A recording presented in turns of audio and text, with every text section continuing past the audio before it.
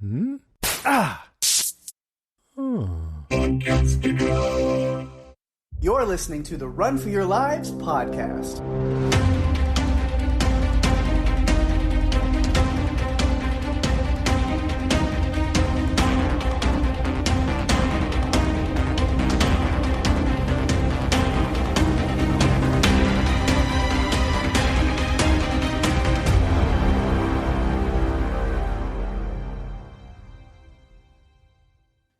Hey everyone, welcome to the show. I'm Daphne.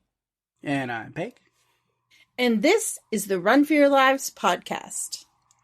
This episode, we're talking about the horror monster film Tremors, Shrieker Island, directed by Don Michael Paul, and released direct-to-video October 20th, 2020. 2020. You know, when I was doing some research on this, I found out that it actually premiered on Netflix the same day that it came out with Blu-ray, DVD, digital, like it all came out at the same time. Yeah. On October 20th, 2020. Of course, I pre-ordered the Blu-ray, so that came in that day anyway. What are you going to do if they come out with an incredible box set of all the movies? I think they already have. I feel like, though, it should have some footage from Tremors Fest on it, too. Like, all the fun that you guys cool had. If they did, like, a new thing. Yeah. Yeah. I think it would be great. Fun. Plus 2 seasons of the show. Or was it? Yeah, it was 2 seasons, right? Just or one. one season? Just one one season. So, yeah, and 1 season of the show. Like, they could do that, too. Put it all together cool. in a nice little package. That would be awesome. I think it works. Yeah. Yeah. I feel like you'd have to get it. Right? Even though you have them all already, you'd have to have it. Maybe. Yeah. No, I think you will. I have to say that I'm a little sad that we're covering this one because this is our last one. Mm-hmm. And when we started this podcast, our very first episode was Tremors. Yeah. And then we started ending every season with a Tremors film. Yep. And now we have come to the 7th movie in the franchise, Shrieker Island, and we're saying goodbye to Burt Gummer. And it just feels a little sad to me. Yeah, definitely. I mean, it's bittersweet, or I guess there's like a lot of different thoughts about it, but we'll talk about that when we get to like the movie and stuff more, as far as like the ending and the ending of Burt Gummer and stuff. But also, for those of you who have listened to the Tremors Fest episode when we had Levi on here, we talked quite a bit at length about kind of our thoughts for the fate of Burt Gummer and even like the fate of the future of the Tremors franchise, if there even was going to be one, things like that. So I'm not going to rehash all of that. Go back and listen to that episode if you haven't, because it was great. I think we had a great time with it. We really did. Having Levi on was awesome. It was fun to hear about your trip. And yeah, so I don't want to rehash too many of our thoughts about the ending of Tremors, because, yeah, we talked about a lot of that on that episode. So just go back and listen to that and hear us talk about it. Yeah. It was definitely fun. Yeah, I've been thinking about this when I was watching it today, and just realizing that it was the last one, and remembering that I hadn't seen anything past the first one when we started the podcast. Yeah. And now I've seen all of them. Mm-hmm. So it's like, okay, I have been indoctrinated. Now, if there is another Tremors Fest, even when that happens, I think you have to be there now. You are officially a completionist and a fan, whether you wanted to be or not. Except for you haven't seen the TV series, but I haven't. We can fix that. I think so. Because that's what you said. Like, oh, we've ended a season with Tremors every season, and now there's no more. It's like, well, I think we have plans for at least 2 more seasons of Tremors action, because we have the series, which we haven't done. Mm-hmm. And then That's we've true. also talked about, and I don't know if you're ready to let this cat out of the bag, but yeah, I think for either next season or the season after, whatever we do, I think next season, we're going to go full circle back around, and we're going to revisit the very first Tremors with a little bit more in-depth, since our style and our format has changed a lot since our first episode, to where we're going to just kind of go back and revisit and give it a new light and new love. So we've at least got that too. So that is true. And we have been talking about that for a while, because everything has changed really since we started the podcast. I mean, our whole format is different. I think we've really, developed our own way of doing things that's kind of different. And we didn't tackle the original Tremors film with characters in mind. And I think it could be a lot of fun to get to do that now. Yeah. Or at the end of next season. I think it could be fun. And we could even have a guest on maybe to talk about it with us. Yeah, that would be really good. And then we should do the series at some time. People can find it. If you can find it, I own it. But yeah, because I already know if and when there's another Tremors Fest, I definitely want to rewatch the series before going to that. Because there were a couple of series cast that were there that it was good to talk with them and kind of catch up and talk about stuff. But it's like, man, I don't remember a lot. I haven't seen it since like way back when. So I definitely need to revisit it. For sure. Well, we should start off the way that we always do with a few production notes. Shrieker Island was filmed in Thailand. It is the 7th and final installment in the Tremors franchise.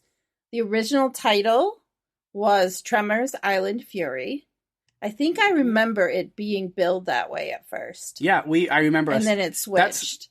We've been doing this podcast since before October of 2020, and how you know that is us talking about, after covering either the first or second Tremors movie, going, oh, and the 7th one, Island Fury, is going to be coming out later this year, blah, blah, blah. Yeah. Mm-hmm. Yeah, it's been that long. Yeah, because we recorded our episodes, the first episodes were recorded in July of 2020, right? At the start, really, of the pandemic. We were a couple months in.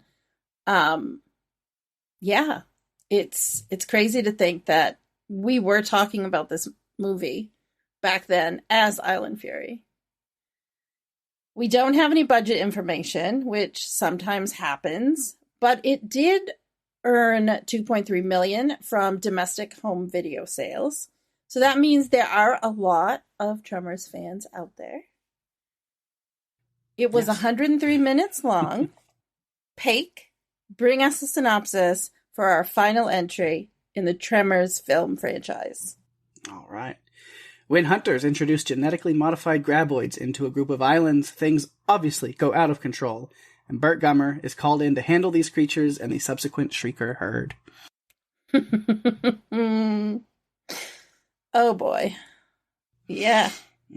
Did you come up with this on your own? Yeah, that is 100% grade A Pake synopsis this week. Yay! I think it deserves it, right? It was just one of those weeks where IMDb, both of the ones they had, just sucked royally, and I was like, nope, we're going to do this on our own. I'm so glad that you came up with it on your own, because I think, given this is your favorite franchise, it certainly deserves to have your efforts to write the synopsis. Yeah. It's very cool. I'm glad that you did.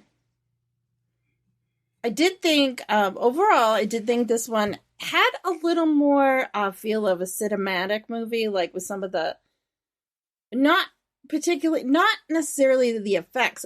It just seemed bigger. Like, it seemed like a little bigger production with some of the things that happened in it.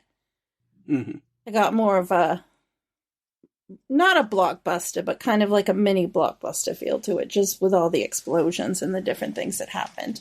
I mean, I should know by now that this is what's going to happen in these movies. However, I feel like it was on a bigger scale. Yeah. Yeah, for sure. It's quite a bang to go out with. and then something else after that's just, man, again, we could like rehash and talk about like the way that the ending feels. It's so weird. There is something about watching that ending in a theater full of other fans that, I mean, Michael Gross unfortunately wasn't there for the screening of this one. He had to leave to go work on another project. But but like Don Michael Paul, the director, was there, and there was still a good number of the cast from the other movies. There was nobody from this movie that was there other than Don, and like his editor, the editor of the movie, was there. But you were there, and was this on the last night? Yeah, this was the way it ended. So yeah, man, I'll definitely reference Tremors Fest a lot because this is the first one we've covered, the first Tremors movie we've covered since has happened. Since you went to Tremors Fest, yeah. And yeah, so it's kind of makes me watch this in a different light because now it's just like, oh, that, and it's like I know a little bit more about that. Or even I just happened to watch a lot of the behind the scenes kind of like stuff, or like there's like a tribute to Burt Gummer that's on the Blu-ray that I have, and like there's a lot of cast members from the first movie and throughout the whole series, you know, cast members from all 7 films that we're talking about, Michael and Burt. And it was kind of fun because now, like, some of them would pop up, like, you know, Robert Jane from, you know, the first and then third movie, I think. And then I'm just like, oh, Robert, hey, it's like, this is my buddy almost now. I mean, he wouldn't recognize me from anybody. But, like, we talked that weekend, and it was really cool to, like, oh, yeah. So it's fun to kind of watch things in a different light like that. Oh, definitely. I feel like Burt Gummer, and I mean, because he's the main character in this movie, we're going to start with him like we always start with the main character. What really hit me in this movie, I think, knowing that it was the last one for him, or at least at this point, the last one, that he really is just this, you know, unconventional action hero. Mm-hmm. And to see him at the beginning of the movie where he's got longer hair and a beard and he's on an island by himself and he's so happy to be alone. He doesn't want to be involved with anyone else. He just wants to be left alone on his little island, taking care of himself. Yeah, I said yeah.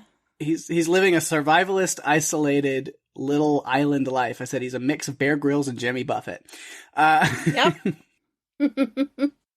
Michael Gross himself had some really fun stories about this look and filming that stuff while we were even, you know, because he talked a lot on Friday, and then when he left, and then I think we, again, go back to the Tremors Fest episode, but he left little vignettes for each movie for us to watch before that he recorded the night before, so before he left.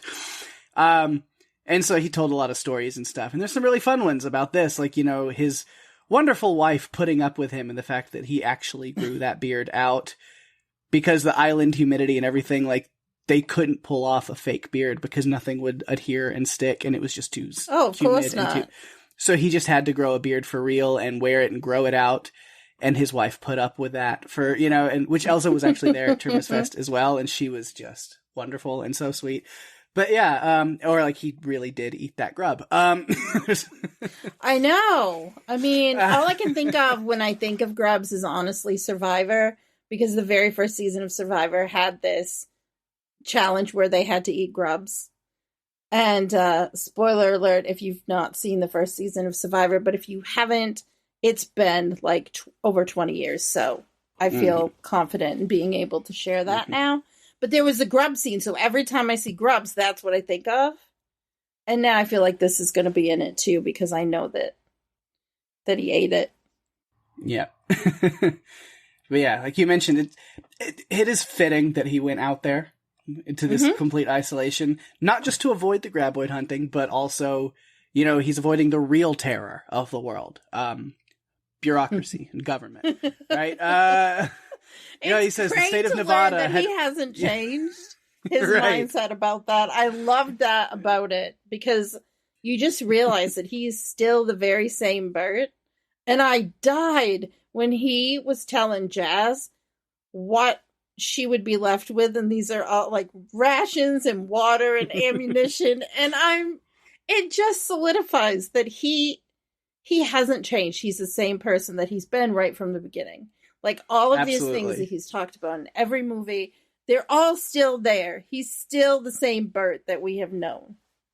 Oh, absolutely. I like when he's talking to Jimmy and he says, you know, like the state of Nevada ordered him to build a sewage line. So that was his final straw. Like, even in perfection, it's not isolated enough. And he's like, yeah. And then he goes on this, he's like, because they get access to your DNA with your sewage. So I was like, good old conspiracy nut Bert, you know, like he's gonna. Yeah, I think the only disappointment I had in this is we didn't get Travis. Like, I really wish that this film had Travis, but I do think John Heder did a great job in the role that he was in. Yeah, his character was all over the place. I have thoughts about that. Yeah. Which, you know, like I get a little critical on this one. There are some things that I will criticize and like question. Mm-hmm.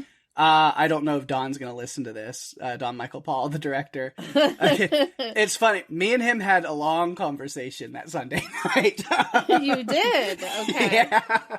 A lot of us did because but it was, I think, because me and Levi talked about it. I know Levi talked about it when they were on here, and I feel like when Zoran was on, I think he might have even mentioned something about Don Michael Paul. Yeah. Where it's easy to like really harp on him with being the director of these back 3 movies and a lot of the weird choices that are made and some of the budget restriction things.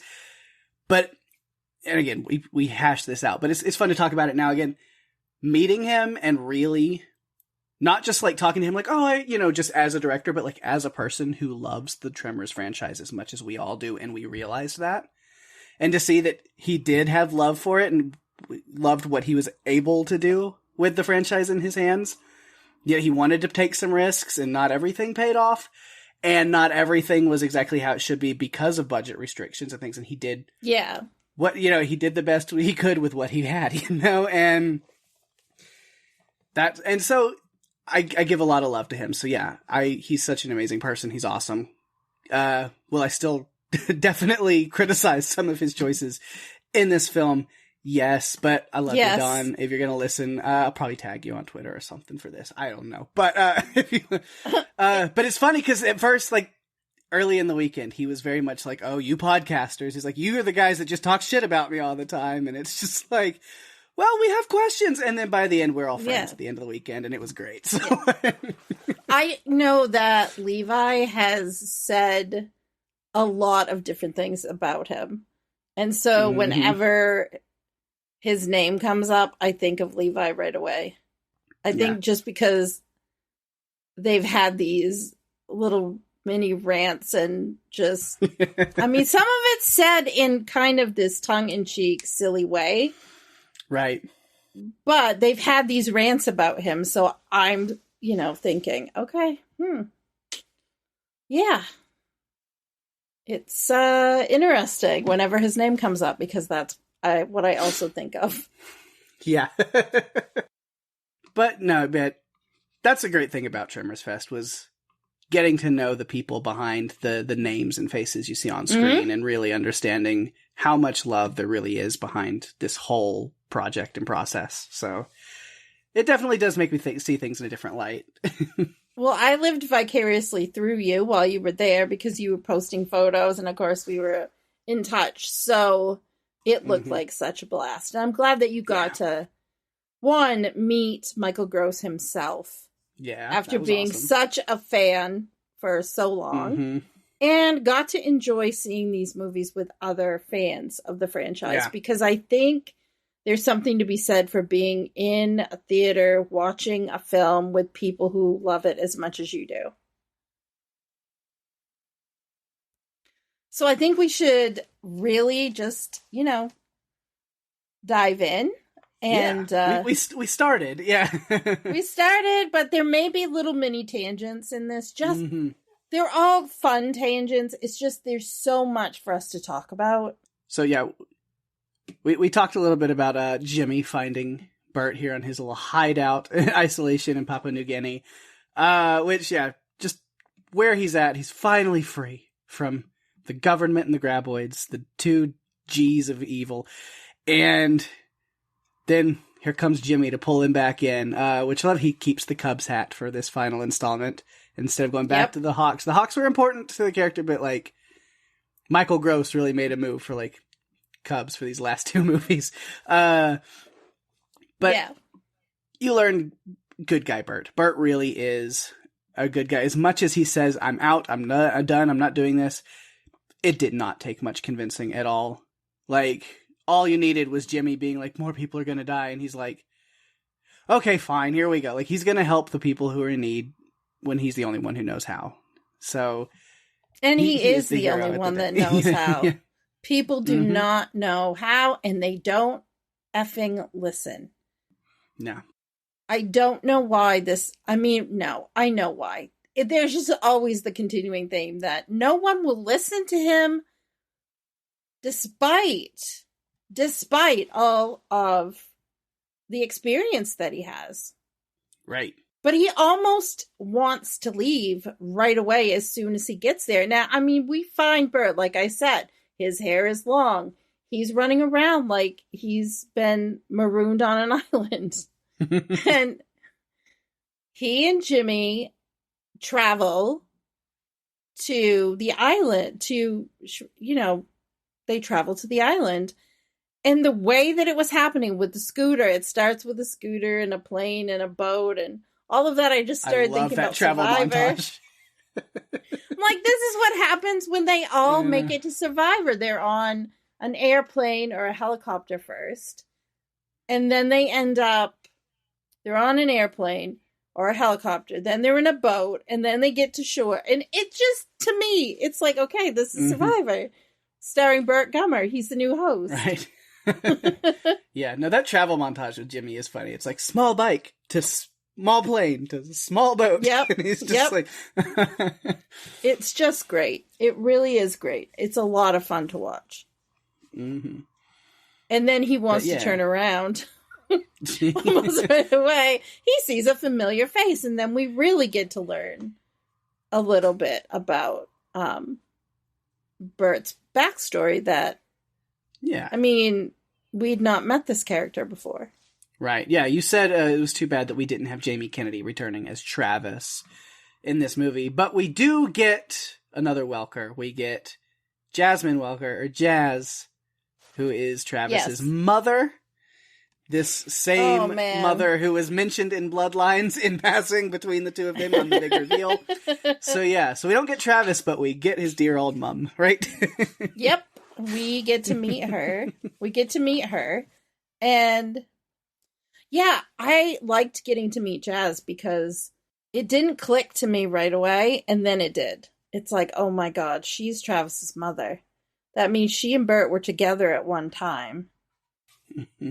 He doesn't want to see her because women are complicated. I mean, and they like to talk about things. Like, that's what he said. And I'm just insane. Like, we do like to talk about things. You know? Talking is tough. Oh, yeah. Mm-hmm. Really tough. Yeah. I enjoyed, like, the opening. And the thing that made me laugh, though, is that, you know, we didn't get Travis because he's in jail for magic mushrooms, like bringing magic mushrooms, and that made me laugh. Yeah, it's great. And Bert then makes this reference or whatever, this kind of remark. He's like, you know, that Travis's penchant for psychedelics is like, oh, that's definitely from your side, you know, that comes from her. Right. Which is funny because, again, it's a callback to in Bloodlines when Travis is kind of teasing Bert about, oh, you know, did you ever know somebody in Florida? And we get the story of how he met Jasmine, and she was this super liberal hippie in the parking lot of this big, like, gun show that he was at in Florida. And they were ideologically opposed in every way and still opposites attracted. And that's how it happened. I think if you look at that, everything, it's like magnets that would repel each other. Mm-hmm. And yet they were drawn together. They were magnets that repelled each other. I mean, really, that's what they were like. But instead, they were drawn together. The magnet was wrong because they should have been, boom, apart. Yeah. They're nothing alike. And yet, they at least had one night together because they have they made a son. Mm-hmm. I also liked when he's kind of cleaning himself up. There's this group of Jazz's like team watching the montage about him. We're going back and forth, and he's making all these little comments. And all I can think is, oh my gosh, you know, they're going to be enamored by him. Yeah. Because he's the great Burt Gummer, and they realize what he's done and what he means. And I just started to think of them as a little fan club. Yeah. Getting so Especially excited. Especially Freddie. Oh She's my a super fan. gosh. She was, but I feel like in some ways they're kindred spirits, because I think he was blown away by how useful that she was. Oh, yeah. How she thinks like him when it comes to weaponry and thinking outside the box to find solutions. Yeah. She has her own character section on mine, and it's small, Yes. so I'm just going to tangent off and do it real quick while we're talking about it and just knock those notes out. But yeah, we learned, I mean, she's like a huge fan because, like, you know, people are, is this guy serious or whatever? And she's like, this is the Burt Gummer. Like, how dare you besmirch his name, you know? She's very enamored with it. And then immediately, like, we find out a lot about her, but she is the sidekick that Burt has always wanted. Oh my god! Through all these movies, whether he gets stuck with Val or Earl or whoever the general sidekick, or he's stuck with Grady, or he's stuck with Jack. You know, like all these, like, why do I get stuck with all these people that I've got to like hold their hand? And you can see here, he's like, where has she been all my life? Like, this is the sidekick I need to have been taking around. This is the daughter he has always wanted. Right. Because she is thinking almost ahead of him at times. She's got ideas. She comes up with these MacGyver type solutions to the problems they're having. Well, we're going to do this because then we'll have an alarm. And I'm going to bring this bird because it's going to give us... I mean, he is blown away. He keeps it in. Like, he's not like going, oh my God, you're what I've been looking for my whole life for, you know, a sidekick. It's more of the mutual respect between the two of them. Absolutely loved. Yeah, and I think she's just like, because she mentioned she was, you know, a survivalist kind of in her own right. She grew up, she was raised on this like illegal under the ground like weed farm, and so she knows how to fight and defend very well. That's what she was raised to learn to do. And yeah, and you mentioned like all these great plans, like the dynamite barrier, the tripwires, the rifle for tagging, the bird box, all of the things. Oh my God. Yeah, and so just like the last note I had on her, I was like, if we had to continue on a new Tremors journey without Burt, if Burt is done, if Michael Gross is done and is never returning, but we want to do more and more happen, I'm like, I think I would want Freddie to be permanently on the team moving forward because she's badass, she's super skilled, but she's also like super supportive. You get that scene between her and Jimmy on the beach where she like really talks him up and gives him like, so not only is she incredibly badass and capable, but like she's a good person who's like willing to like meet people emotionally where they need her too. So we don't have a lot of Freddie in this movie, but she might be my favorite character. You know what? I think I agree with you on carrying the torch. I feel like she should be part of the team because I don't think you replace Burt Gummer with any one character. I feel like you assemble a team of people to carry this on. And she fulfills such a big piece of what was so great about him. Because he's had to come up with off-the-wall things. And, I mean, when we meet him originally in the original film, way back, when we meet him in the original Tremors, he's got a bunker full of guns. And he's a survivalist with his wife, which, miss her. You just see where he's at now and how he's evolved, but he's still at the essence is the same. I think she, you know, she has a lot of those qualities. She's a little more restrained, I think, than he is sometimes, but we didn't get enough of her. I really wanted more of her in this movie. But I do think as she was a great team player and the support she gave Jimmy. And honestly, and I know this is going to sound silly, I'm glad she didn't just kiss Jimmy or be like a couple with him at the end of this movie, or even then when she was being supportive. I'm glad they didn't push something like that on us. I like the team atmosphere that we got from this. And the only real inkling of like a love story that we got wasn't even a love story. It was really like the Jazz and Bert dynamic and where they were and where they're at now. Because that's one of the things that makes this movie fun. It's not over the top with that stuff. And I appreciate it. Yeah.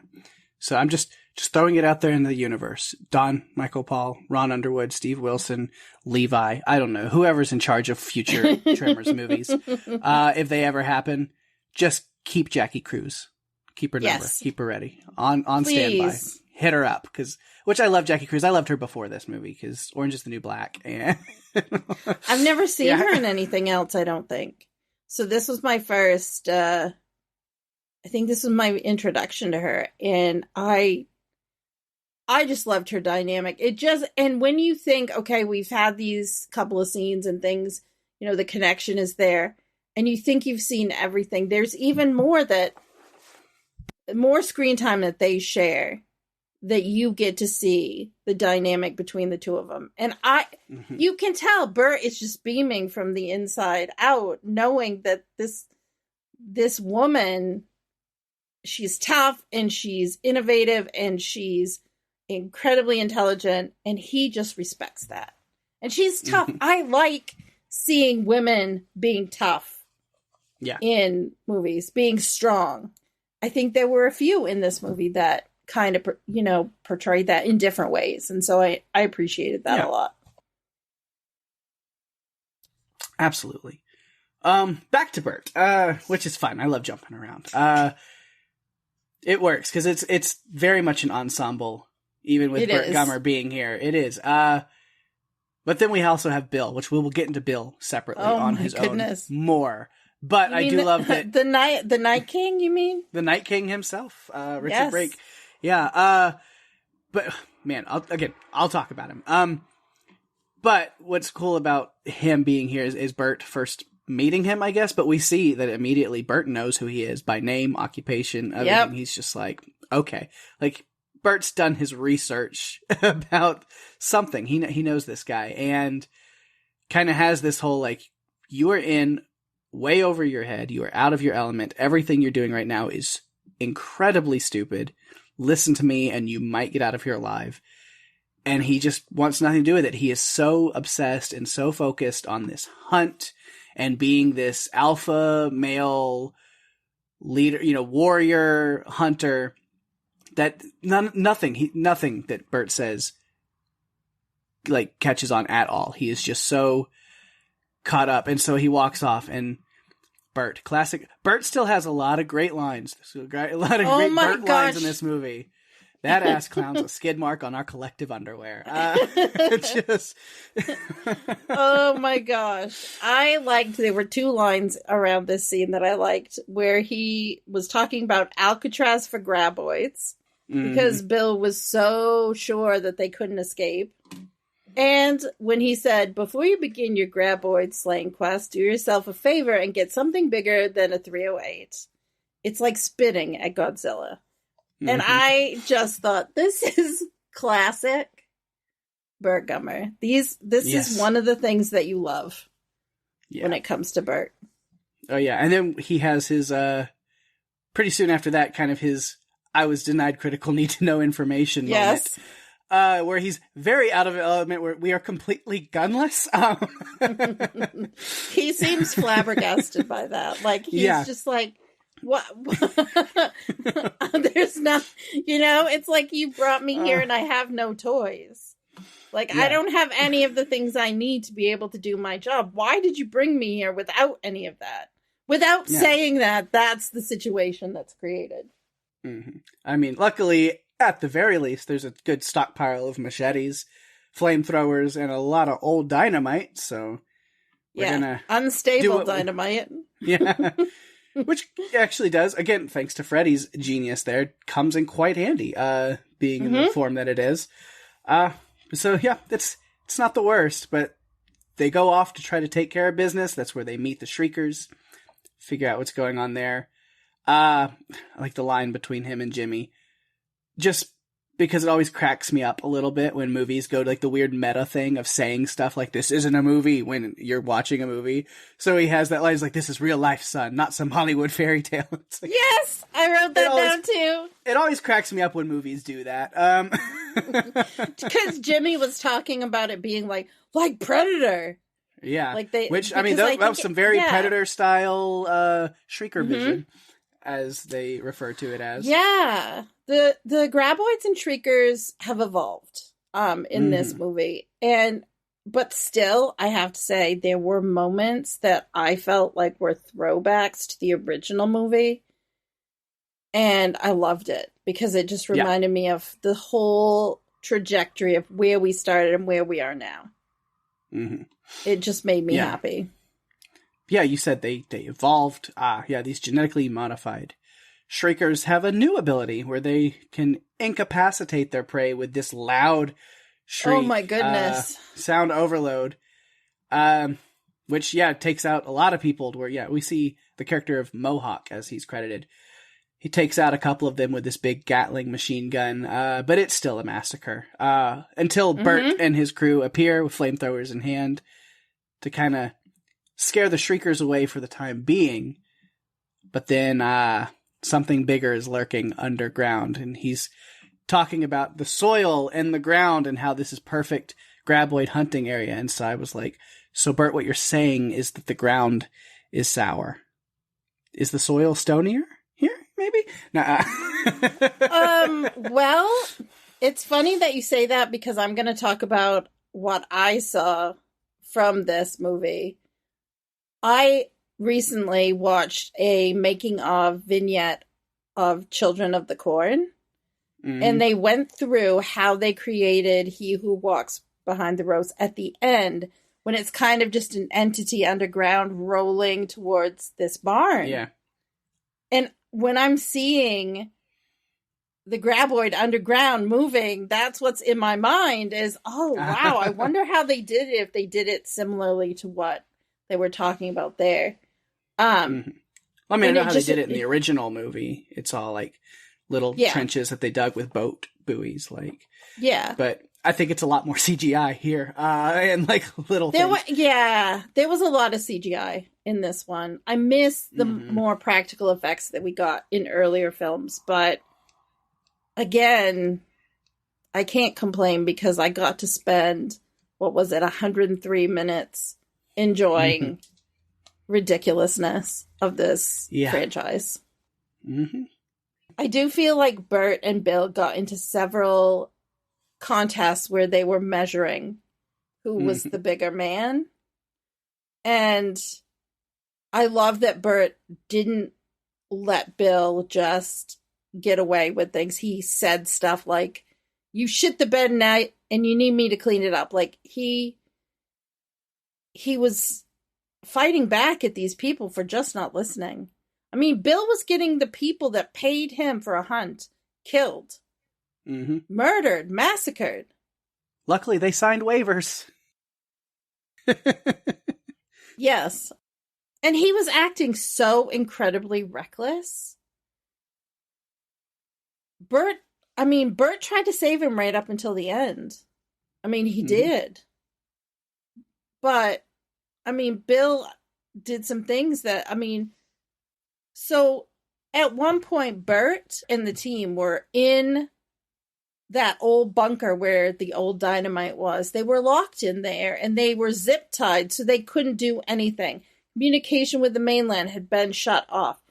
Bill was making it impossible for them to even be able to defend themselves at this point. And all he cared about was the thrill of the hunt and mounting a graboid on his wall. And he didn't care that he had gotten all of these people killed. Yep. Bowtie was the only one left at the end. Until he wasn't. Until he wasn't. And there was one character called Wall Street that was complaining about the mozzies, meaning the mosquitoes. Yeah. And all I just kept thinking was, you've got a lot more to worry about than the mosquitoes. Yeah.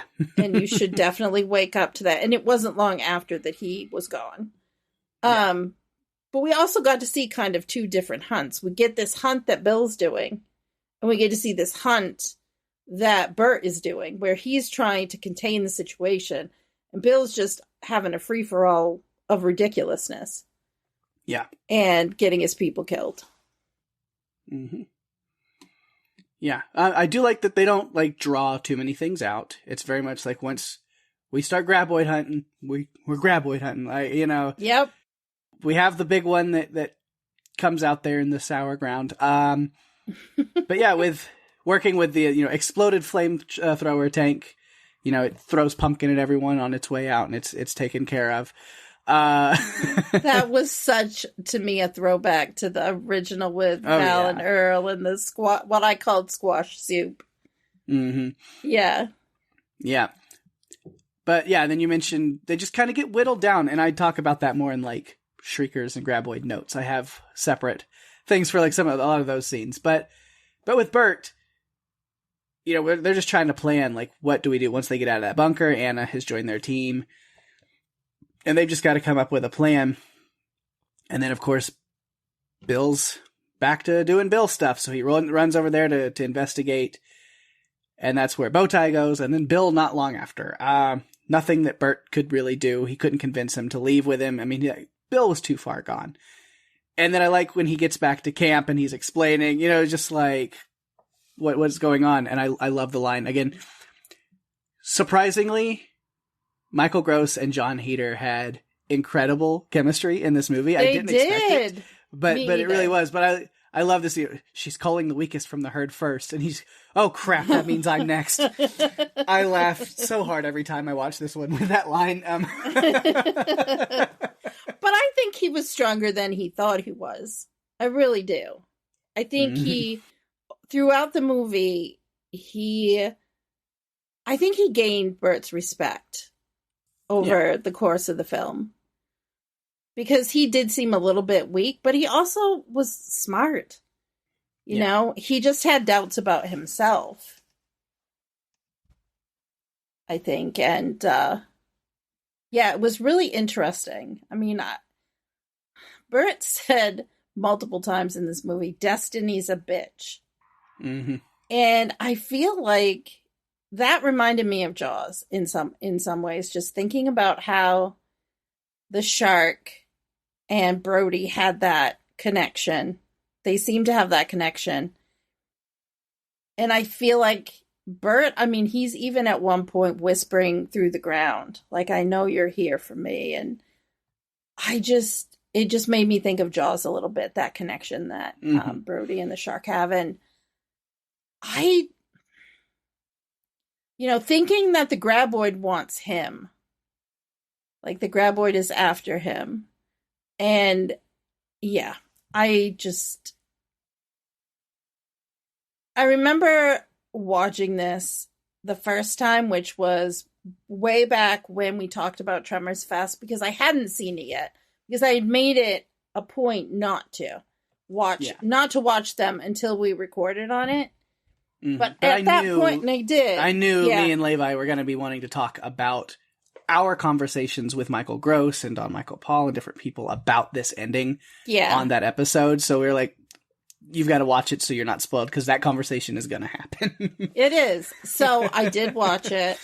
I remember the first time I watched it, how sad I was at the end, because it appears like Bert is no longer with us. Even the scene where he pushes Jimmy out of the way after telling him, Jimmy's talking to him saying, okay, and we both jump out of the way at the end before it does this thing.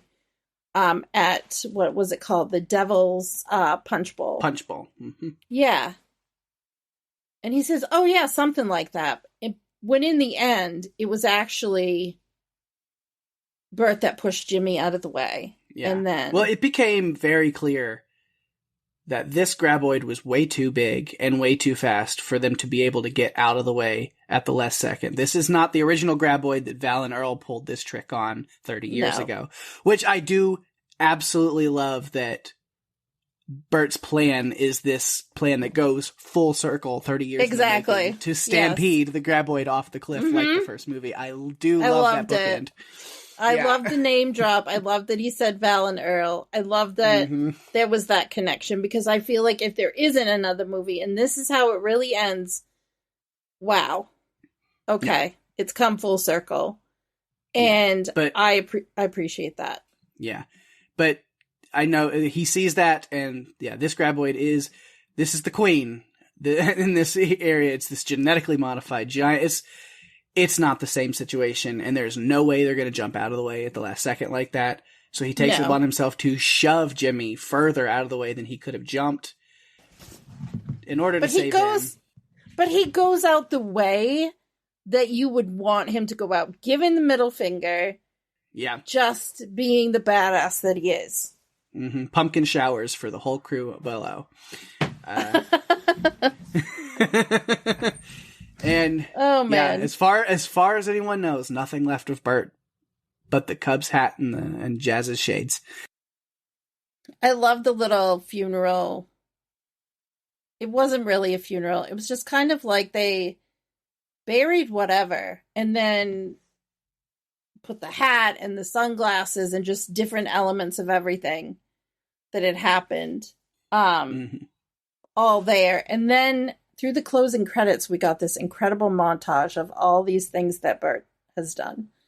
Yeah. And it was just fun to me to watch that. And so I think if it's over, it's amazing that this is the way that it went out. Because I think this is what the character deserved. He deserved to go out being the badass that he is. Not living on an island, honestly. Not living on that island, living out whatever time he has left. No.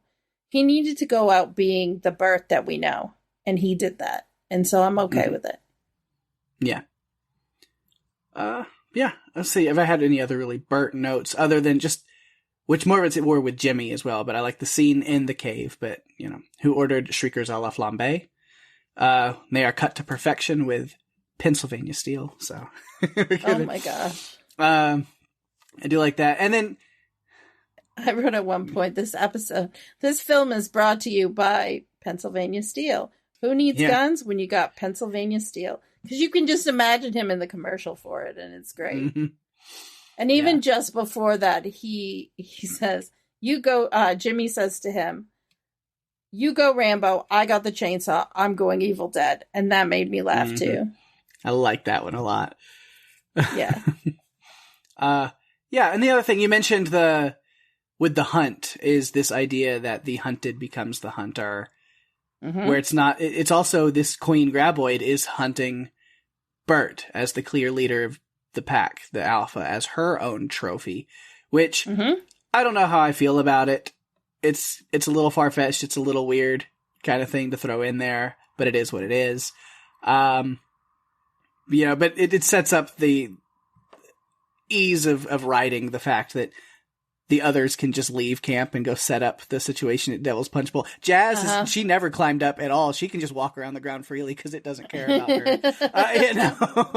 It is really interesting how that was. Like, she was just walking around like there was no issue whatsoever with her, but it wasn't there for her, so she felt comfortable doing that. It's just, it's kind of funny. I think the way that and you can explain that or write a lot of that off. It's like, well, they're genetically modified and super intelligent, so there's this deeper thinking between, so I won't harp on it too hard. It's a little strange, but again, when you're 7 movies into what at this point is just insane B-movie creature kind of spin-offs of this franchise, it's like, have fun with it. Have fun. Yeah. It's not something that Don said where he's like, I don't want to keep giving you the same movie every time. It's like, you got to give you something unexpected. I got to give you something fresh and unique. Whether whether it pays off or not, I'm going to do something different. So, well, I think he's done that. I mean, this is not an Oscar movie. It is not. I love talking about it for what it is and how much fun it is to cover. Yeah. And so I'm going to celebrate the things that are awesome. And there were just so many fun things to love about this one. Mm-hmm. Absolutely. Yeah. So, You with that? I think I'm good with Bert. Covered it. I'm good too. I think okay, there was one more thing.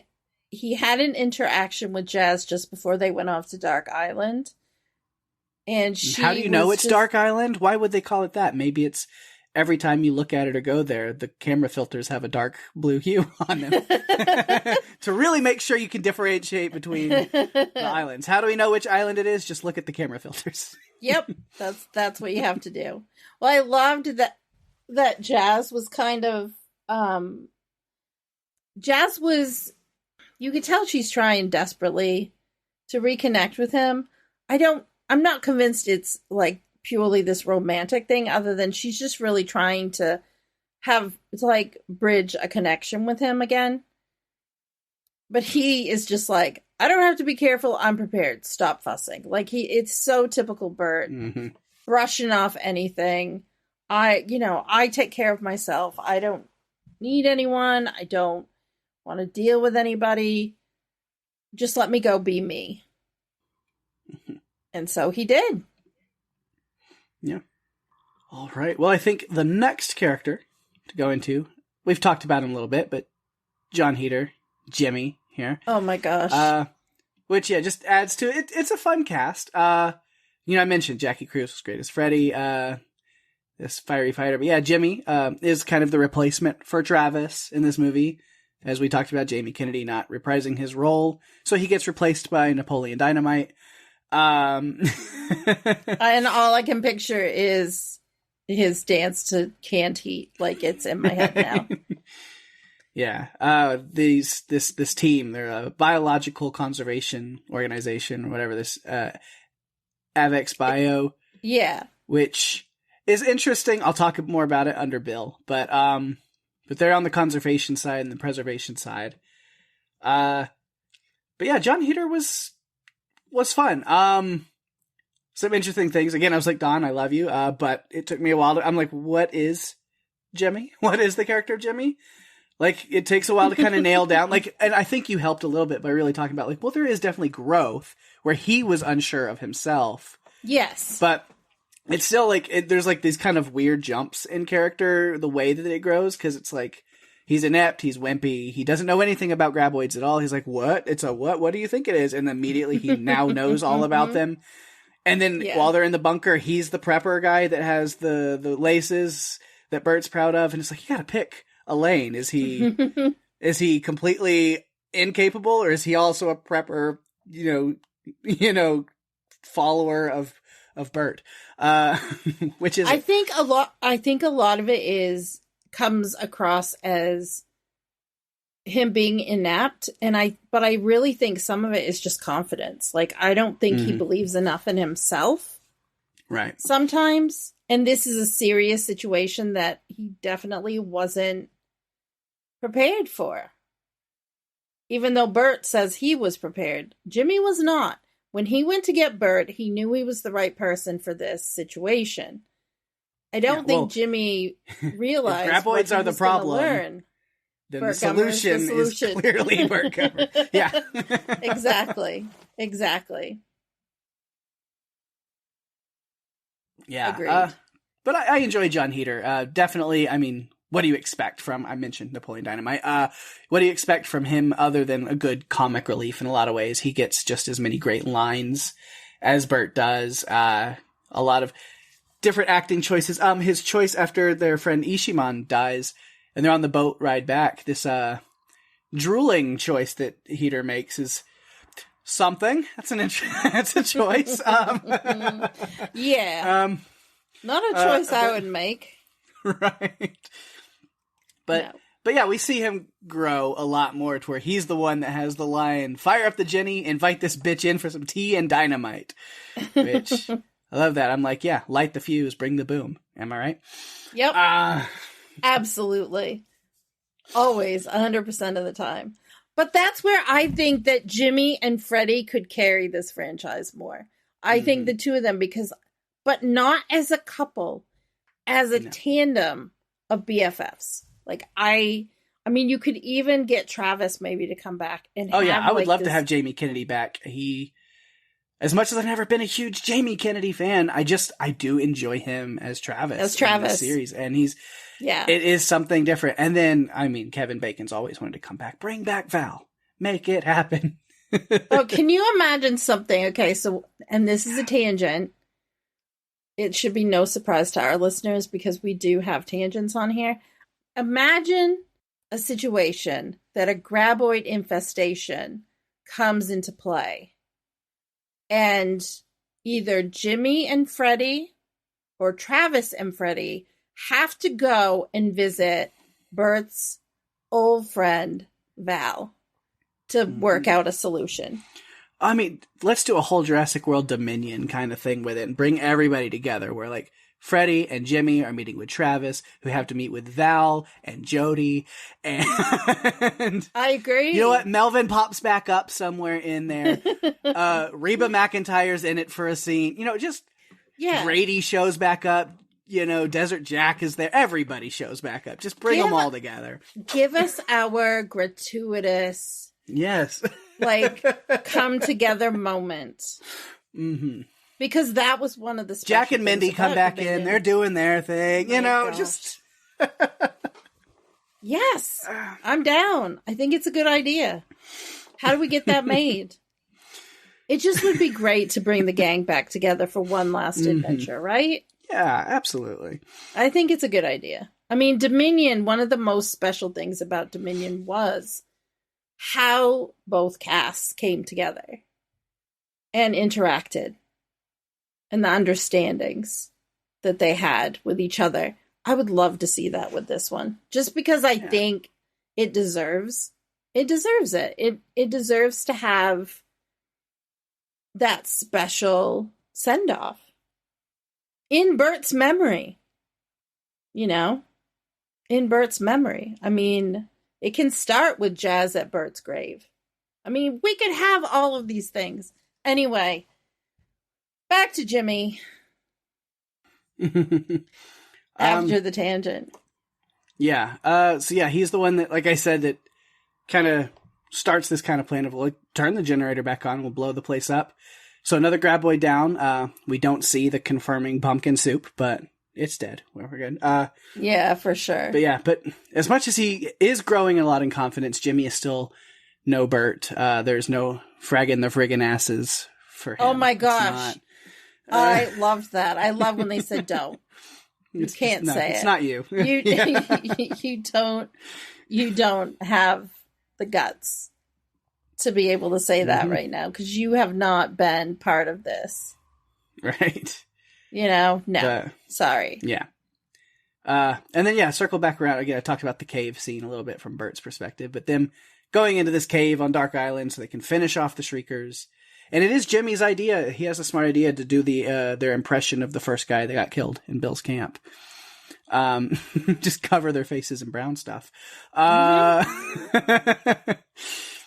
my gosh. Yeah. But then you mentioned the line, let's go medieval on these slime bags. Thought we were going Rambo. You go Rambo. I got the chainsaw. I'm going Evil Dead. Exactly. Which Jimmy gutting a Shrieker with the chainsaw was pretty fun. And then he saw kebabs, the one that skirts Bert's flamethrower later on, and that's even more fun. See, I think he started to get more confidence because he was able to do something. Like, he was able to fight back. And I think he was able to fight back. He was able to do things. He was able to accomplish something. And he had Bert there, I think, supported him too. I mean, obviously, Freddie was like Bert's BFF. But, I think he had a soft spot for Jimmy too. Mm-hmm. I mean, Jimmy came to get him, and they talked about... So at one point, Bert says, somehow they always find me. Not this time. I'm retired because Bert's living his little life. And that's when Jimmy says to him, maybe you suffer from PTGD, post-traumatic graboid disorder. Mm-hmm. And I'm thinking, well, if anybody does, it's him. Because Bert's had to deal with it. He just gets pulled in all the time. And he's sick of it. He just wants to live on his island by himself. But that's not fun. Not for him, because he's a survivalist. He's an adventurer. how much fun could he be having on that island? How much fun was his wife having while he was growing that beard so he could be the scraggly guy? But, yeah, I think over this movie, Jimmy really, he grew. I think he grew a lot. He just couldn't frag the asses, basically. Mm-hmm. Yeah. No. That's all I have. Yeah. That. What? Yeah. Fragging the asses. That's all I've got. Yeah. That's all I got for Jimmy as well. I don't have a lot on like other characters like Freddy. I had a lot to go through. Jazz, I really don't have a lot other than what we talked about in relation to Bill, or not Bill, Bert. But I just have like two little things in relation to Bill, which is why I said that. Early on, she's like, isn't that Bill's private island? No trespassing? And she's like, yes, so let's immediately go over there and see what's going on. I thought she was tough too. She didn't take no for an answer. She went right over there and walks in on his little hunting party. Mm-hmm.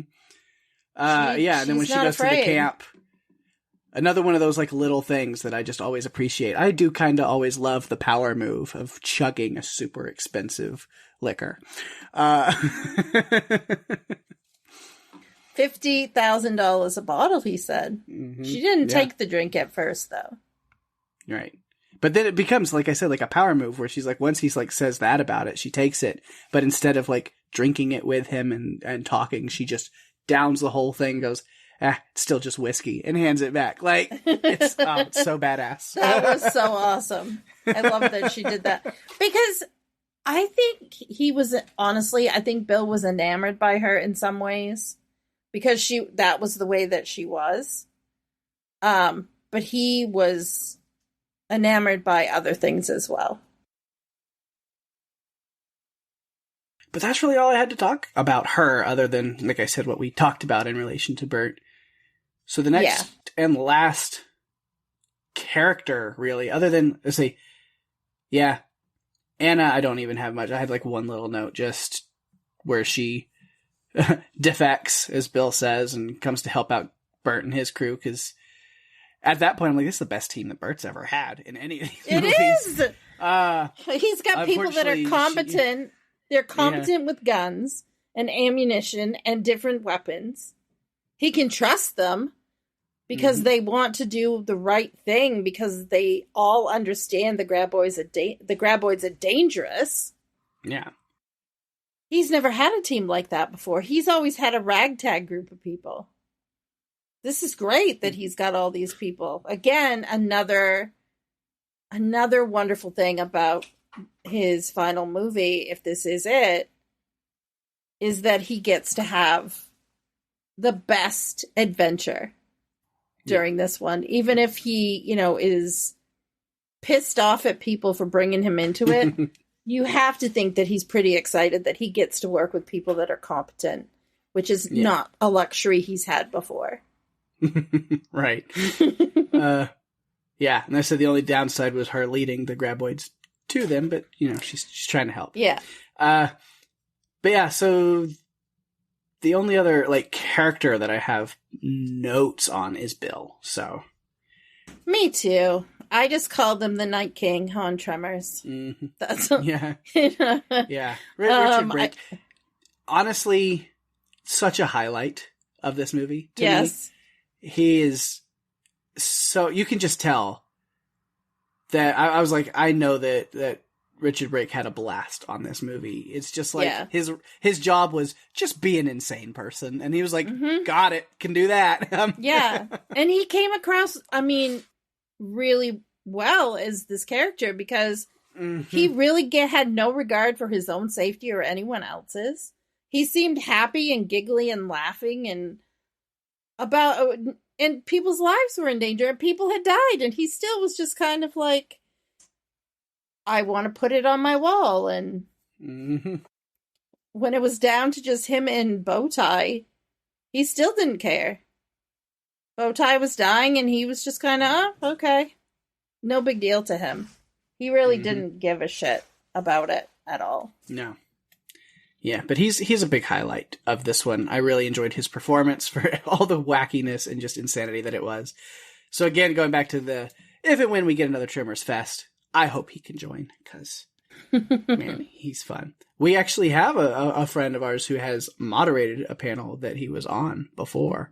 Really? So we know somebody who has talked to Richard Brake. So he does things, conventions. He does things. Okay, well, that's good. Yeah. I also enjoyed his performance in this movie, because we're so used to the seriousness of the Night King and all of everything Game of Thrones. This was kind of just this chill. He was just a chill, happy guy on a hunt, determined to catch a graboid, but didn't care about anyone else really. But in this laid back, ha ha ha way. The way he delivered some of his lines reminded me of when Tom Petty played a character in The Postman, which is a movie I think we could cover on here, but probably won't for a very long time. He had some similar delivery to what Tom Petty did in that movie, in just this chill, very chill way. Only Tom Petty's character was not crazy. Yeah, because this guy, I mean, you learn right off the bat, it's like, he's a little off his rocker. He's got all these, like, tech billionaires on this exotic hunt for graboids, genetically modified graboids, because that's never gone badly in any way ever before. And then, like, I mean, it starts off, and you see this, like, indigenous, like, local kid being used as bait, basically, to drag this thing out. And you're like, oh, that's what this guy is. That's what he's doing. That is an obstacle course I would not want to be part of. No. Because that's kind of the vibe that I got, was like an obstacle course, and he was running, and yeah, it was quite crazy to me. And I get with Anna, they did very early on, like right after this opening scene with them, they kind of show that she's not very keen on this idea, in Star Wars terms. She's got a bad feeling about this. Which she very much was right to have. You know what? Because it's a really bad idea. Yeah, absolutely.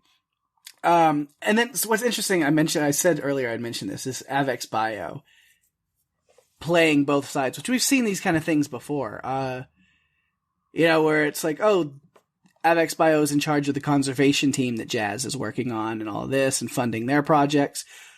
But it's also giving the money and funding and stuff to Dr. Richards in order to make these mega graboids. So they're doing the genetic engineering modification and the conservation. They're playing both sides of the coin. And, well, as we learn, it seems that Bill is Jazz's boss, that he's the head of the company. He runs Avex Bio. And if he's the guy in charge, then yeah, that tracks. He would, whatever he can do to make money, he's going to do it, because he's got to fund his insane hunts. Yeah, and when it became clear that he had done the genetic modifications, like when the Shriekers actually started shrieking and it was affecting everybody, you realize that it was not a regular Shrieker. This is one that had been amped up. You realize just how serious the situation is, because God knows what they're going to be able to do. I mean, Bert knows the life cycle of a graboid and the Shriekers and the ass blasters, and he knows all the historical knowledge. But now that they're genetically modified, who knows what more would have happened had they not been able to contain this. Right. It could have gotten so much worse. What kind of evolved version of ass blasters would have come from that, like, chaos would ensue? I'm trying to think, what would they have named it? Like, what would it have been able to do? Because the naming conventions of these graboid spin-off creatures have been just as funny as some of the things that happened in the movie. Like ass blasters. I remember you telling me about ass blasters before I had even seen the movie. And all you said to me was, farts on fire. And I could not believe that that was actually going to be part of a movie. Like, that was exactly what was going to happen. It blew me away when I actually got to see it in the film. It's like, Oh my god. Yeah. So you don't know what could have been next. I mean, God only knows. I do like the one thing that Bill said that was any kind of logical or sane is while they're sitting at camp with that, they're talking about these billionaires, these tech guys that have hired him for this hunt, where he's like, well, they have more money than sense. Yeah. Yeah. Say that they hired do. you, but because it's set up with this scene of them making this bet for like $750,000. Not just the money, but this guy is also betting his life on this classic shoot an apple off my head situation with the backwards, with a mirror twist and all that. Luckily, Anna really is that good. Yeah, she is. She's fantastic. She's able to hit anything. But yeah, we talked a lot about Bill as well. He's just too cocky and too obsessed with this hunt for his own good. And it is definitely what gets him and his men and the people that hired him, like, all killed. Except for Anna, who had the brains to jump ship and switch sides when Bert revealed how out of his element Bill really was. Like, it took, one talk between Bert and Bill in front of her, and then seeing what Bill was doing next for her to go, yeah, fuck this shit, I'm out. I'm out. Yeah. I'm definitely out. There's no way I want to be part of this anymore. Mm-hmm. Yeah. She's had it because you can have all the money in the world, but if you're dead, you're not going to be able to spend it. So might be better to keep yourself alive. Yeah.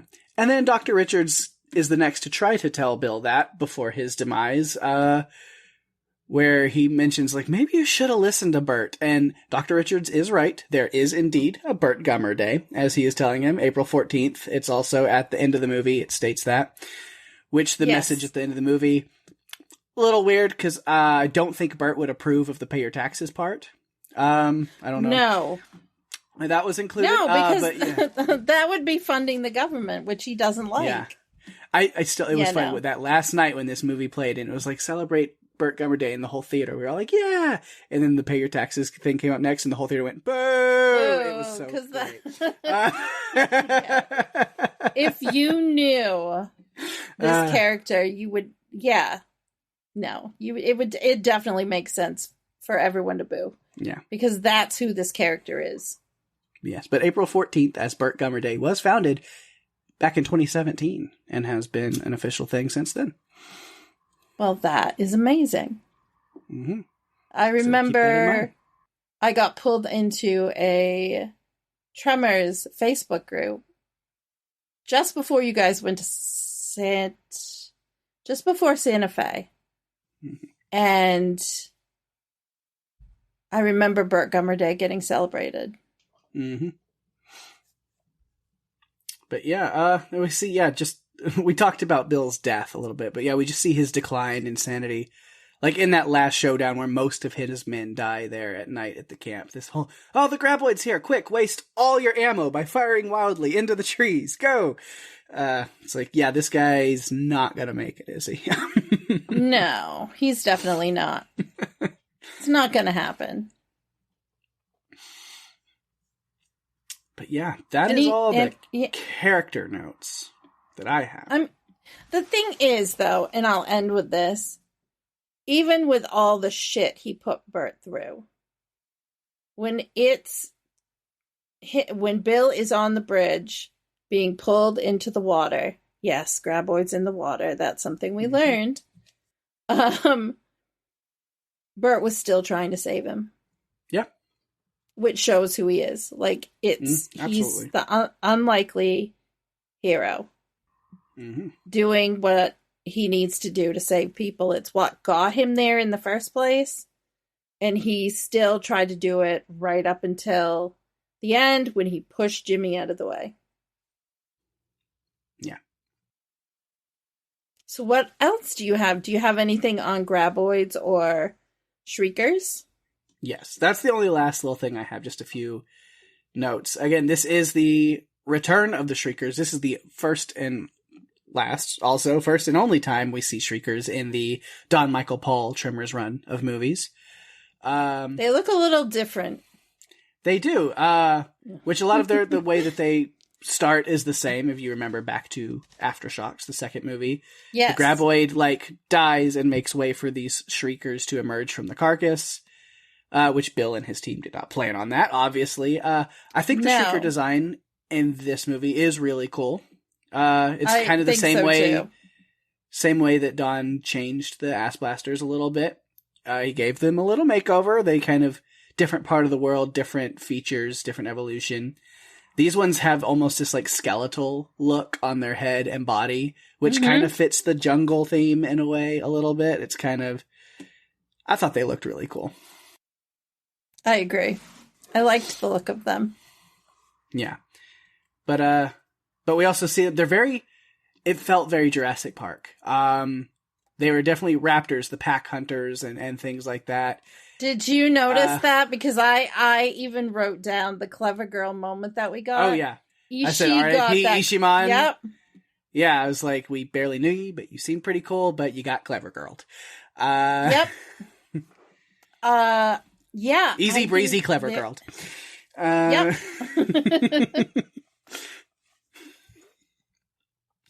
And then later on with Dr. Richards' death scene was very pretty. All these nice green flares falling down around. And we have like the big queen graboid like keeping him there. And then there's the second graboid that comes from the side. Another clever girling maneuver. Yes. So even the big graboids are doing it too. But everybody's doing it on Shrieker Island. Yes. It's the cool thing that everyone does. But yeah, the only other notes about them really are just kind of their victims. We see the love child of Javier Bardem and Negan, who wanders off drunk to take a leak and ends up meeting a very miserable and shitty end. Yeah, that reminds me of The Lost World. Mm-hmm. When I think is it Dieter that goes off to go to the bathroom, and he ends up getting attacked by compies who kill him. Mm-hmm. You can't go off by yourself. Oh, yeah, no, can't do that. Yeah, so R.I.P. Charlie the Elephant. It's one big graboid, apparently. Which then is kind of weird, because it's like, it's a big graboid, it took down an 11,000-pound elephant, and then later at the end of the movie, when it's like blowing up the dynamite around Bert, and it's like the amount of Earth displaced by the creature's movement makes it seem like it's not that big. Yeah, I'm not sure how. Yeah, it didn't.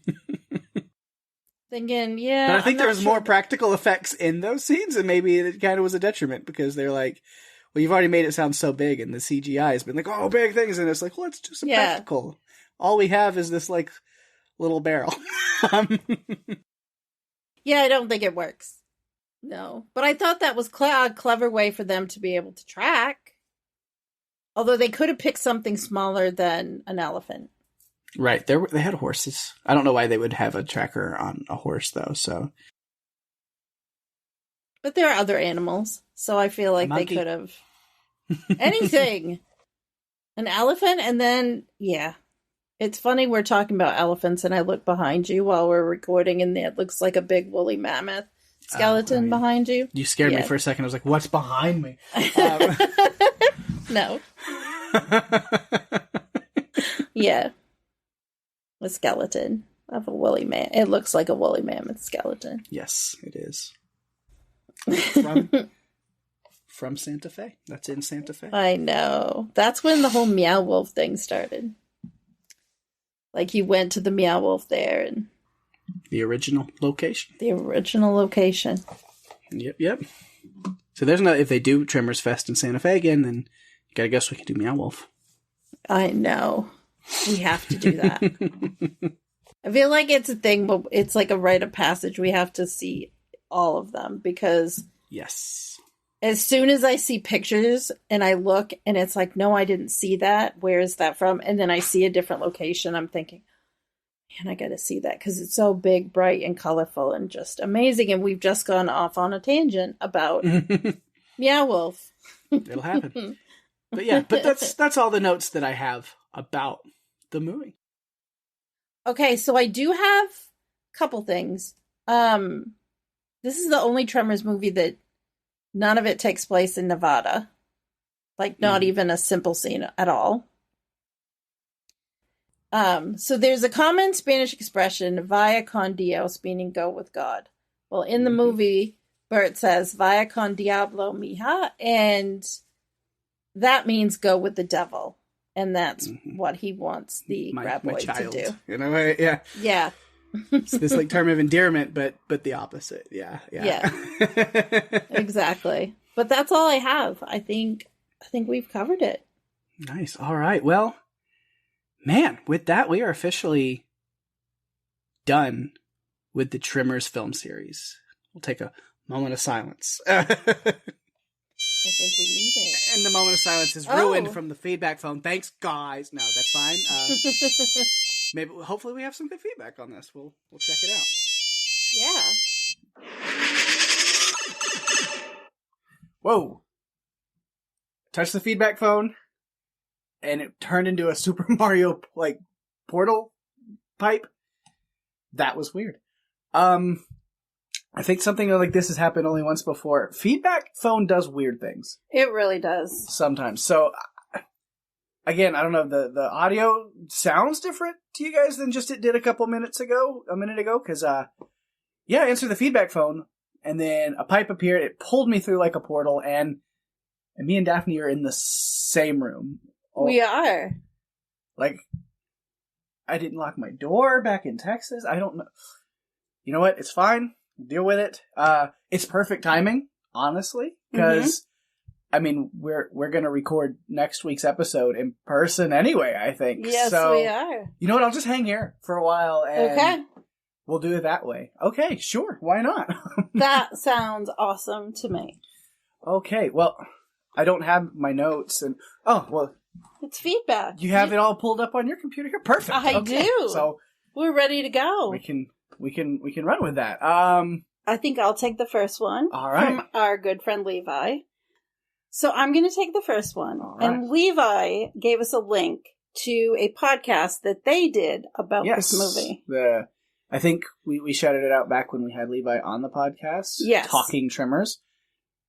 So yeah, Levi just gave us a link to one of their episodes. Yes. You really want to know what I think about this last Tremors movie. So you can go check that out if you want to. But yes, then they also left feedback that kind you of can read. like an addendum. Yeah.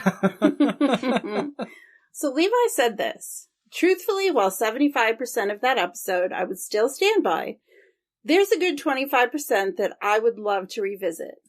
There are a lot of problems with this movie, most of them stemming from a lack of Jamie Kennedy. Totally agree. But it's also an absolutely beautiful film to look at. Even better in the theater. Mm-hmm. We should mention that the two of you got to see the movie again in theaters. Yeah, just the two of us. Nobody else. It was a very no, I'm kidding. We had a whole room of people. I mentioned this earlier, including Don Michael Paul, the director himself, being there, and his son, and a lot of other people. That head editor for the movie, and a bunch of other people. Tons of people who love Tremors. So to continue, they said, and we know now how much Don had his hands tied behind his back budget-wise. He truly did what he could with what he got. However, polishing a turd doesn't change that it's a turd. I'll be sad if this is Bert's final outing because it doesn't really do him justice for 30 years of entertainment. I still gotta get that other ending off Don. Thank you, Levi, for sharing your thoughts. Yeah, absolutely. And I'll go ahead and put it on here so we are on the record for other people. Levi has been reaching out to me, and I've been talking to them, and they want us to come on Talking Tremors. So if you're listening to this, Levi, yes, it's confirmed, even though I've texted you already. But yes, it will happen. We'll be there soon, I'm sure. We'll make it happen. I'm excited to do that. All right, we have another message from Catherine. It says, I can't say I really enjoyed the movie overall. I was too distracted sorting Lego, but there were some really fun parts, and that ending got me. I kept waiting for a twist or even an after-credit scene, but it seems Bert is really gone. Prior to listening to the podcast, I had only seen the first Tremors, so it's been a fantastic experience with the rest of the series over the years. I'm assuming you'll be covering the show, so it's not quite over yet. You would be correct, You are. Catherine. We do plan to cover the show. We can't let go of this franchise yet. So we will go back in time a little bit and revisit Burt Gummer and the Citizens of Perfection and cover, though, the one season of the Tremors TV series that existed. I own it on DVD. Daphne will find it somehow, I'm sure. I will as find will our it. listeners, especially you, Catherine, if you're interested. I hope you do. Join us for that ride, probably in, 2 seasons from now, because I think we've already decided, I think I did mention it earlier, we're going to circle back around and redo the first Tremors movie as our season finale next season. Just kind of to give it a little new change, because we've changed our format and stuff a lot since our first episode ever. So. Oh my gosh. Yeah, we have. In podcasting, it takes you a little while to get your groove. And then once you do, you find your way, it becomes, like a well-oiled machine. And in the beginning, as with any podcast, we were working things out and figuring out what we really wanted to do, what the story, how we wanted to frame these stories and how to share them. So now that we've done that, I think going back and covering Tremors as our season finale next season makes a ton of sense. Yes. But we won't forget to do the series too, because we've actually had a few people ask us if we're interested in doing it. So I feel like we have to now. Yeah, that'd be fun. And then we may try to find a way to keep the Tremors goodness going every season. Again, as I've name dropped through this episode so many times, but I have made Tremors connections with some people. I've talked to Michael Gross about coming on this podcast, and he's interested in reaching out and possibly doing something. So even if it becomes interviews and things like that in seasons to come, I think we will definitely be able to make things happen to keep Tremors part of the Run for Your Lives world forever. I feel like we have to do that because it's really special. And you'll tell from this episode when you're listening to it, when you get to this part even, just how much it's meant to us to be able to have it be such a big part of our Run for Your Lives world. Yep. But if you would like to be like Levi or Catherine and send us feedback, you can find us on Facebook and Instagram at Run for Your Lives Podcast. You can find us on X at RFYL Podcast. You can email us. It still throws me off every time you call it X. It's like, I know. I refuse. I won't. I know. When we're doing the skating podcast, Gina always says, you can find us on the app formerly known as Twitter. And that's just how we've continued with it. So you can go ahead and email us at runforyourlivespodcast@gmail.com. We love voicemail, so please send us some. And if you're enjoying the show, please tell your friends. We are available on Spotify, Apple Podcasts, Stitcher, pretty much all other podcast players, including YouTube. So go to runforyourlivespodcast.com for all the links you'll ever need. And give us a review on Apple Podcasts, as that is the best way to share the love and get us out there even more. We really appreciate it. We do. And actually, I think we don't need to edit this because, who cares? But I don't think Stitcher exists anymore.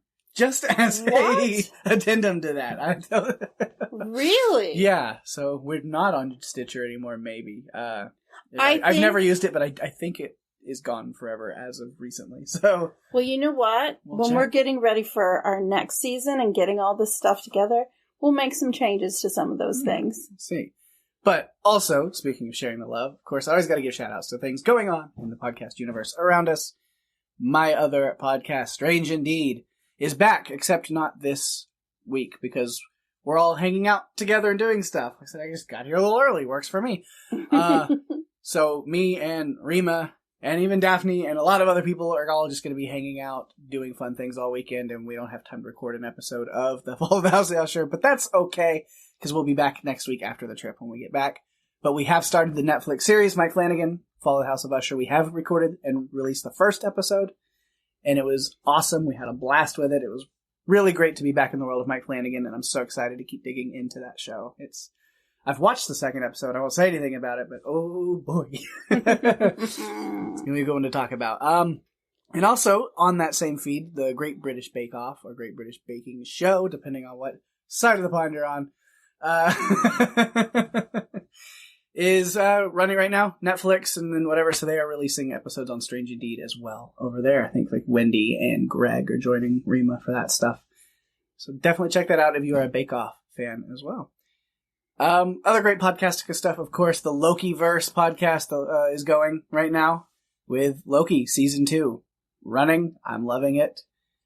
Kehu Kwan has been amazing to see in that show. I'm loving him in Season 2. Great addition, for sure. Glad that Loki's back. So you can definitely check out the Loki podcast with Alex, Sydney, and Kirk, covering those as they come out weekly. And then also The Cast of Us has been covering The Walking Dead, Daryl Dixon, and that finale was this last weekend. So as you're listening to this, like last weekend. And so yeah, that episode should be out, and you can check out Jason and Lucy covering the Daryl Dixon season finale. Thought it was really, really good. And then also check out Jason with Randy and Jenny covering White Lotus as they're going back through season 2 right now. This week's episode 4. So make sure to check that out, White Lotus fans. And then give some love to some other podcasts covering all kinds of really fun comic booky stuff. Our good friends out there. And actually it's the same thing. Loki and the Boys spin-off show Gen V over on Amazon Prime. You can check out coverage for those shows on both TV Podcast Industries and Panels to Pixels, both podcasts covering both of those shows right now. So good coverage on both of those. But yeah, this was the last movie of the season for Run for Your Lives. However, we are not quite done with the season. As you know, we have one last season finale episode. We always do. What are we throwing at them next week, Daphne? Well, next week, we're ending the season, and it's time for everyone's favorite episode, the Look Back Special. Yay! So, as you know, last time we did this, we turned it into kind of an award show. Yeah. So, instead of coming up with lists of things, we came up with lists with things, but with a twist. We bring them to the table and determine who our favorite character, side character, threat, movie, and episode are for the entire season, for everything that we've covered. Yeah. So it's our, like, Riffle Awards, I guess. Our Riffle Awards, yes. So yeah, it's going to be a lot of fun. There's a lot of great movies we covered this season. We had a lot of fun episodes. We've seen all kinds of crazy characters and monsters and situations. So a lot to go back over and decide our favorites. I know. Were we able to come to some really good conclusions on that for next week? Or did we have to argue about anything? Was there stuff we had trouble with? We'll have to wait and see and find out. I don't know. We hardly ever argue. No. So I don't think that that's going to be a thing. No. It might be, though. It might be this time. We will definitely see. It was a failed attempt at trying to argue with you, and you just agreed with me anyway. So, so maybe you're right. I think I'm right. We do. We seem, yeah. All podcast hosts should be as lucky. Mm-hmm. Anyway. With that, we've reached the end of our episode. Mm-hmm. Thanks, everyone, for listening. I'm Daphne. And I'm Pake. And if you have to run, you better run for your lives. Bye-bye.